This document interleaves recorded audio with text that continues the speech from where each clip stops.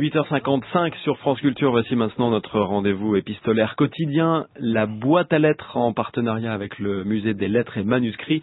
Ce matin, un texte écrit par Jean Cocteau à Valentine Hugo. La boîte à lettres est un rendez-vous proposé par Cécile Gilbert. Bonjour Cécile. Bonjour. Comme Truman Capote qui les surnomme ses signes, Jean Cocteau a plusieurs amis de cœur parmi lesquels Coco Chanel, Francine Weisweller, Louise de Villemorin, ou encore Valentine Hugo qui l'appelle justement mon beau cygne, ou le cygne de Boulogne, sans doute en raison de son long cou mince dont elle était très fière.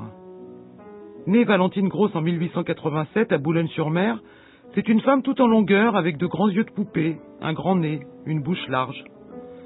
Fascinante, selon Lise de Harme, elle n'était ni belle ni jeune, mais avec une sorte de charme très particulier. Cocteau a dit lui-même qu'elle était la seule femme dont la beauté et l'amabilité lui avaient fait regretter son homosexualité. Artiste peintre, dessinatrice et graveur de talent, elle fréquente le cercle de Proust et le groupe des Six dès sa venue à Paris dans les années 10.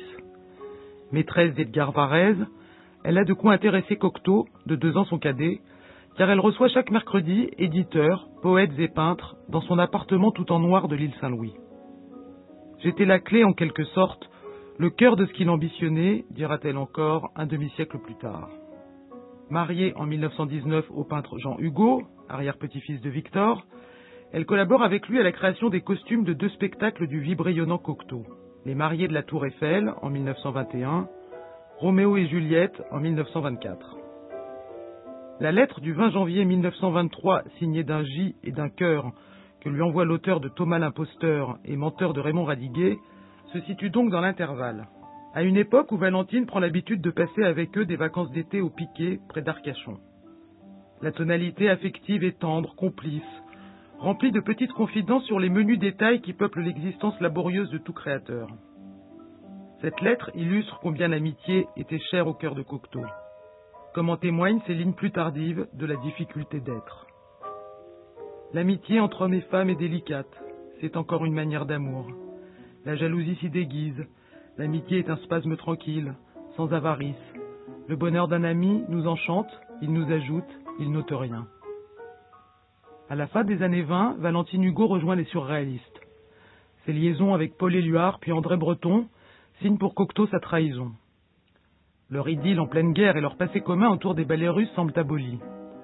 Ne reste qu'une gêne pesante et des silences réprobateurs.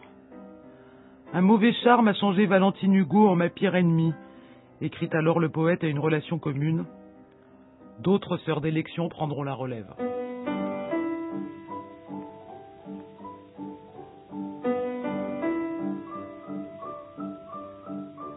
Chère Valentine, même tendresse, même pensée de chaque jour, mais une vie sans papier ni encre, sans calme, sans courage, pour raconter le détail.